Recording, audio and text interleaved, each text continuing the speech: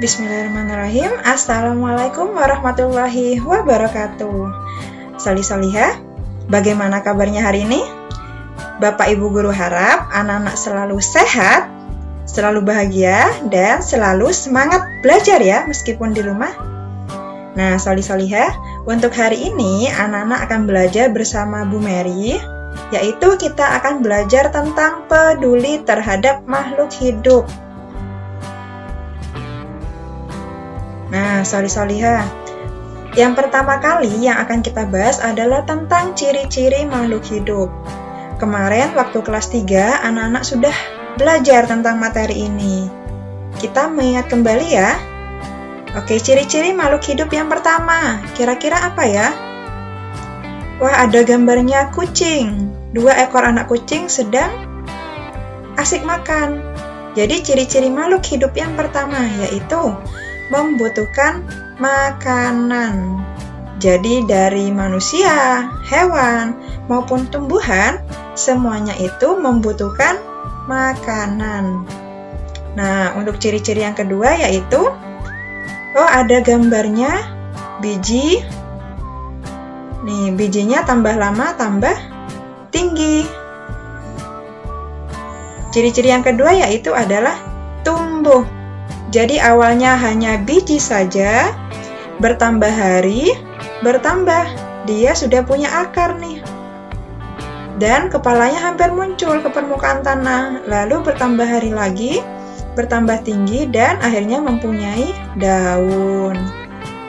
Lalu ciri-ciri yang ketiga yaitu, di sana ada gambarnya paru-paru. Artinya yaitu bernafas. Jadi makhluk hidup itu bernafas. Lalu yang ketiga, yang keempat, yaitu ada gambarnya ular yang baru menetas dari telurnya. Berkembang biak. Ayo, siapa yang masih ingat? Berkembang biak itu dibedakan menjadi berapa? Ya, betul sekali. Berkembang biak itu ada yang melahirkan dan ada juga yang bertelur.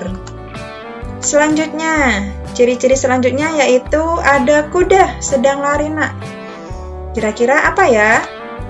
Bergerak. Jadi makhluk hidup itu bergerak. Lalu yang terakhir yaitu ada gambar tumbuhan putri malu. Ketika disentuh, daun putri malu tersebut akan menutup daunnya. Itu artinya daun putri malu tersebut peka terhadap rangsangan. Seperti itu. Nah, untuk selanjutnya kita akan membahas tentang tumbuhan. Kita simak bersama ya. Bagian-bagian tumbuhan. Nah, pada layar anak-anak di sana sudah ada sebuah tumbuhan lengkap dengan bagian-bagiannya. Dari paling bawah yang ada di dalam tanah itu disebut dengan akar. Lalu ada juga yang namanya batang.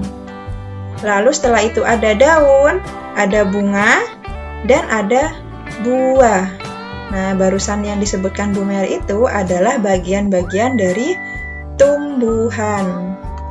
Nah, selanjutnya kita akan membahas satu persatu. Yang pertama yaitu akar. Akar dibedakan menjadi, yang pertama ada akar tunggang, dan yang kedua ada akar serabut. Nah, apa Bu bedanya antara akar tunggang dan akar serabut? Kita lihat contohnya di sini. Nah, jadi solih-solihah, akar tunggang itu bentuknya seperti ini nak. Jadi bagiannya itu lurus ke bawah dan sedikit lebih tebal. Sedangkan akar serabut itu bentuknya seperti ini. Bagian-bagiannya lebih halus dan kemana-mana ini bentuknya. Ke kanan kirinya dia juga tumbuh. Bentuknya lebih halus daripada akar tunggang, seperti itu. Selanjutnya yaitu tentang fungsi akar. Yang pertama yaitu menyangga tumbuhan. Lalu yang kedua yaitu melekatkan tumbuhan dengan kuat ke tanah. Nah, soli-soliha, pada fungsi yang pertama dan fungsi yang kedua ini, akar diibaratkan seperti pondasi rumah. Pondasi rumah itu, Nak, ada di bagian rumah paling bawah. Jadi, kalau mau bangun rumah, pondasi dulu yang dibuat. Nah, pondasi rumah itu bertujuan agar rumah tersebut berdiri dengan kokoh, berdiri dengan kuat. Sama fungsinya seperti akar. Akar itu fungsinya menguatkan tumbuhan yang ada di atas tanah. Jadi, berfungsi sebagai membantu tumbuhan itu berdiri tegak, menyangga tumbuhan, seperti itu. Untuk fungsi yang selanjutnya yaitu menyerap air dan mineral dari dalam tanah. Seperti itu. Itu untuk akar. Selanjutnya kita akan belajar tentang batang. Fungsi batang yang pertama, menyangga tumbuhan agar tetap tegak. Yang kedua yaitu tempat tumbuhnya cabang, daun, bunga, dan buah. Lalu selanjutnya, mengangkut mineral dan air dari akar menuju ke daun. Nah, soli-soliha, tadi fungsi akar adalah menyerap air dan mineral. Setelah diserap, air itu dibawa kemana dari akar? Sama batang, air itu diteruskan menuju daun, menuju ranting. Nah, jadi batang ini sebagai perantara, Nak. Perantara air dan mineral yang diserap oleh akar tadi itu untuk dimasak di daun, seperti itu. Nah, selanjutnya yaitu ada daun. Bagian-bagian daun. Nah, soli-soliha bisa dilihat di layarnya. Di sini sudah ada bagian-bagian dari daun. Yang pertama biasanya bentuknya di tengah, itu namanya tulang daun. Nah, yang lebih kecil lagi seperti ada garis-garisnya gitu ya, itu namanya urat daun. Wah, ternyata yang punya urat bukan hanya manusia saja ya, Nak, tapi daun juga punya urat, namanya urat daun. Lalu ada helai daun dan ada juga tangkai daun. Nah, selanjutnya berdasarkan jenis tulang daunnya, daun-daun itu masih dibedakan lagi, Nak. Nih, yang pertama ada yang melengkung tulang daunnya, jadi bentuknya seperti ini. Lalu selanjutnya ada yang menjari, seperti jari yang kita punya. Biasanya ini contohnya daun singkong ya, anak-anak ya. Nah, menjari itu seperti ini, tulang daunnya menjari. Lalu ada juga yang sejajar. Dan yang terakhir ada juga yang menyirip, seperti itu. Ini adalah jenis-jenis dari daun berdasarkan letak tulang daunnya. Nah, selanjutnya fungsi daun. Fungsi daun yaitu tempat proses pembuatan makanan atau biasa yang dikenal dengan istilah fotosintesis. Tumbuhan membutuhkan karbon dioksida atau H2O untuk membuat makanan dan menghasilkan oksigen dari proses pembuatan makanan tersebut. Nah, soli-soliha, sekarang Bu Mary tanya, karbon dioksida itu apa ya kira-kira? Apabila anak-anak bernafas, menghirup udara, yang anak-anak hirup itu adalah disebut dengan gas oksigen atau O2. Sedangkan kita pun juga menghembuskan nafas. Nah, gas yang kita hembuskan itulah yang dinamakan dengan gas karbon dioksida. Jadi gas yang kita hembuskan tadi itu dibutuhkan oleh tumbuhan untuk membuat makanan, seperti itu. Lanjut ya, Nak. Selanjutnya ada bagian yaitu bunga, buah, dan biji. Yang pertama yaitu bunga. Bunga adalah bagian tercantik dari tumbuhan. Biasanya warnanya warna-warni, ada yang merah, ada yang kuning, gitu ya. Nah, fungsi bunga itu sebagai alat perkembangbiakan. Nah, jika dilihat di layar, di sini sudah ada contoh dari bunga beserta bagian-bagiannya. Ada mahkota bunga, ada putih, ada kepala sari. Nah, solih-solihah, tentang fungsi dari masing-masing bagian bunga ini, anak-anak bisa lihat di buku paket 4C halaman 19. Di sana sudah tertera tentang fungsi dari masing-masing bagian tersebut.